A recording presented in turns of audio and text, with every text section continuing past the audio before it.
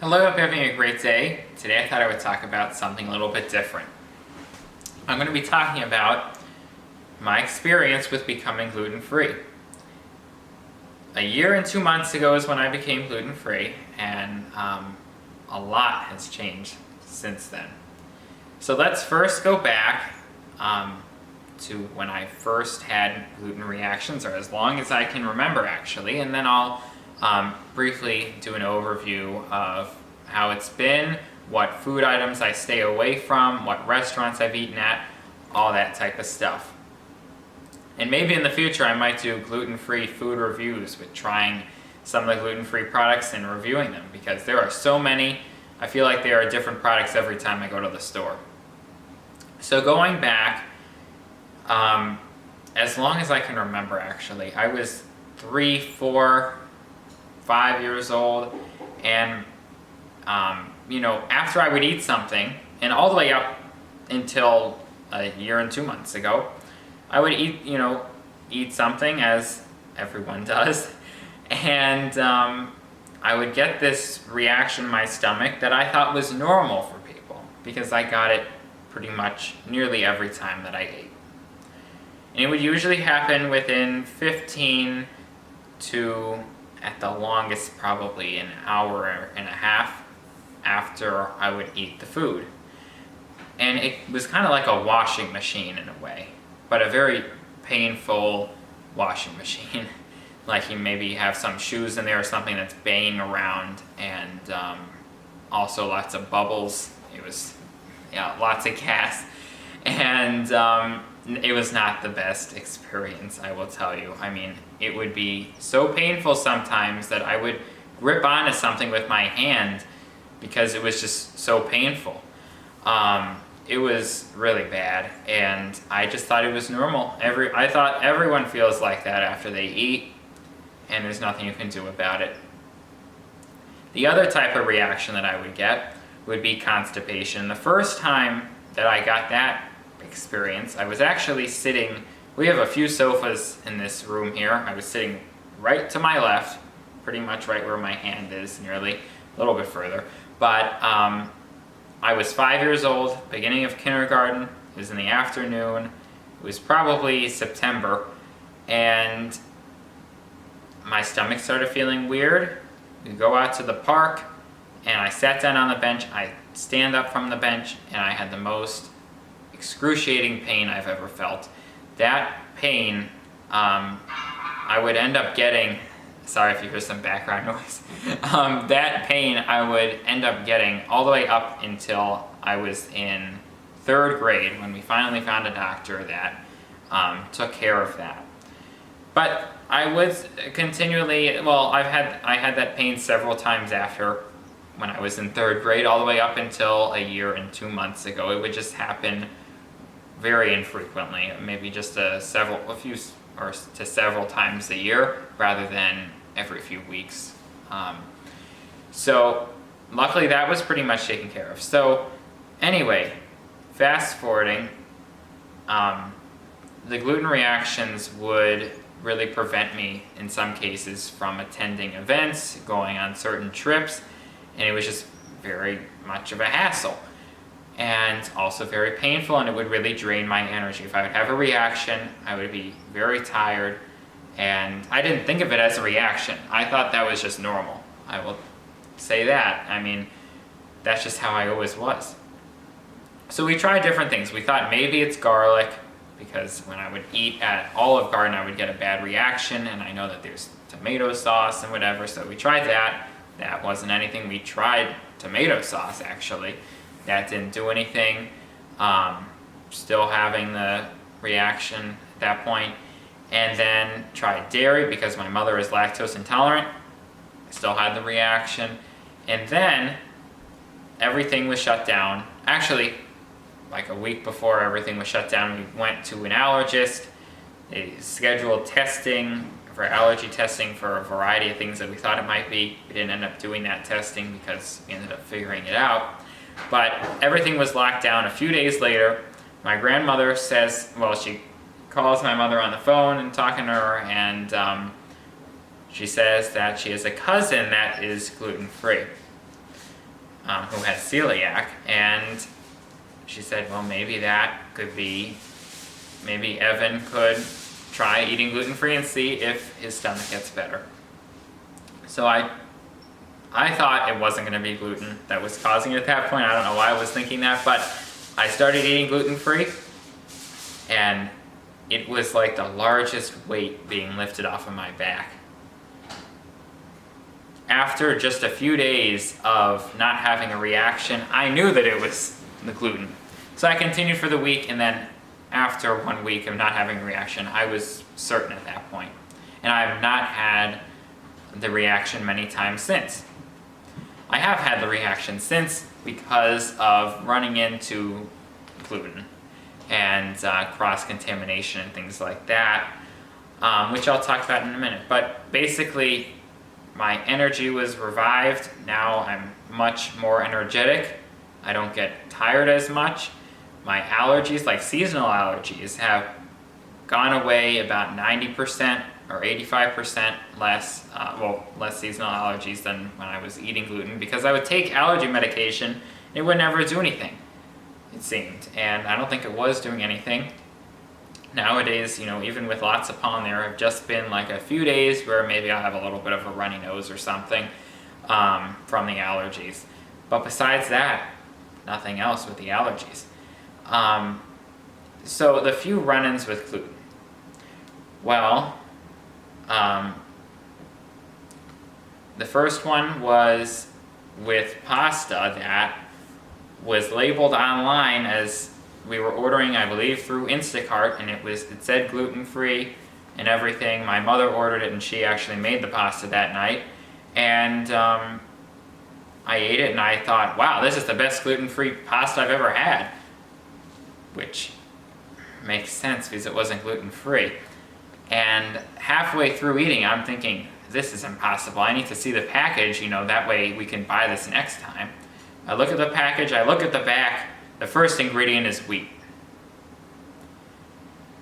Oh, that was not great looking at that, but, well, I guess it was good that I knew that I would get a reaction in just a little while after, and I did get a really bad reaction that night. Then there was a time when I made gluten-free pasta in our, strainer that we use for other pasta and other stuff, and it had been cleaned and everything, we thought. Well, it was cleaned. It was out of the dishwasher, and I got a reaction.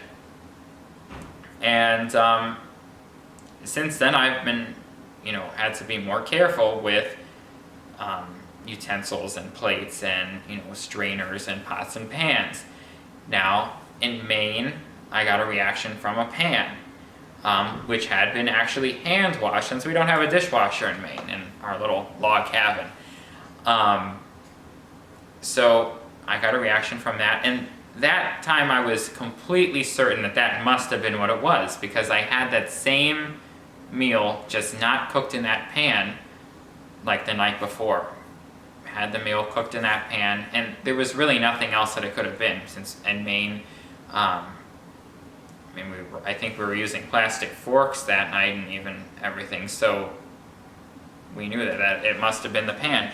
And then after that, there were a few other times, like with a nut trail mix that happened in September. There were a few other reactions in September from a few things that I would have expected to be possibly most likely gluten-free, like a trail mix that doesn't say it has wheat in it, but in reality, there can be a lot of cross-contamination when it comes to nuts, I learned. And nowadays, when I purchase nuts, I can't eat them now because I have braces, but before I got braces a few weeks ago, I would buy the ones that say gluten-free. And once my braces come off in less than a year, I will continue doing that. So, those are my few run-ins with gluten. I think it actually happened one time recently, but that was, we think, I do have shared forks. Well, essentially, the utensils and plates in my house, everyone uses. And there was one day where I specifically remember, nowadays I feel the plates, like once I wash my hands and I'm taking a plate out of the cabinet to use it, I will feel the plate just to make sure there's no residue on it, because I don't trust our dishwasher from experiences of getting reactions from there. So I would feel the plate, and it was the day that I was feeling the fork, and I thought, well, you know, it's probably nothing, and it was just the slightest thing. I was thinking, you know, it could just be, you know, maybe just a scratch in the fork or something like that. And in fact, later that day, well, a little bit after eating, I ended up getting a reaction, and the only thing I could pinpoint it to was that fork. And I'm pretty sure it was that fork because I specifically was thinking, oh, I should probably be fine. And that's not the attitude that I have most of the time, and that's not the attitude I should have with that. But I have separate pots and pans and separate ladle and a few other things in our kitchen just to make sure. The only people's houses I've eaten at since becoming gluten-free has been this house, the cabin in Maine, my grandmother's house, and my aunt's house, and they have both been extraordinarily careful, and actually one other aunt, but I brought food there, and they have been very careful with cross-contamination. They were scrubbing the plates and doing the dishwasher, and checking and everything, using aluminum foil when cooking and all that, just to make sure, and I did not get reaction from there. Now, there have been a few restaurants that I have managed to be able to eat from. There is this little cafe nearby that I got my birthday cake from, and that's a place where everything is gluten-free. It's in Bethesda, Maryland. It's not really nearby, actually, but it's in Bethesda, and it's called I believe the Red Bandana or something like that, Red Bandana Bakery, and everything there is gluten-free. The cake was great, and might in the future get other food from them. And then also California Pizza Kitchen's gluten-free pizza, which is, I believe, certified gluten-free. I called up the manager, and I said they're very careful. I had that pizza, I did not get a reaction. I don't really like pizza. I've not actually had pizza since then, and that was about 6 months ago. So I've not had pizza in 6 months, but then I've also eaten from Silver Diner. I specifically told them, and I asked the manager, and they said they're very careful. And then also Gregorio's Italian restaurant, and that place, I spoke with them. That was actually last night, and I had a caprese salad for lunch today from them, and I did not get a reaction from them, and I specifically said gluten-free. They put it on their receipt and everything. Now, I don't want that to make it seem like, wow, every place can make gluten-free food, because that's not true. I've called many restaurants, at least 12 probably, 12 to 15 since becoming gluten-free, figuring out if they have a way to make gluten-free food, or how careful they are with it. And in many cases, in all those cases besides those three, they said, they're not careful, and the gluten-free stuff they list on the menu is just like an advertisement. For instance, there was this one, they said gluten-free cauliflower flatbread. I asked them about that, and they said it's just an advertisement thing. It's all with the regular gluten stuff, so you shouldn't eat it. And I'm very happy that they were honest with me, in knowing that, I get a really bad reaction, and it's not just like, oh, it's worth telling this person that it is gluten-free when it's not, or whatever. So I am happy that they were honest in that situation. But I hope to find other restaurants nearby that can make gluten-free food. And overall, I've had fewer reactions going about. The amount of reactions have gone down now that I'm very careful with everything, and all that. So anyway, that's pretty much my experience. Thank you very much for watching this video. As always, have a great rest of your day, and you can always subscribe below. I hope to be making some more videos soon.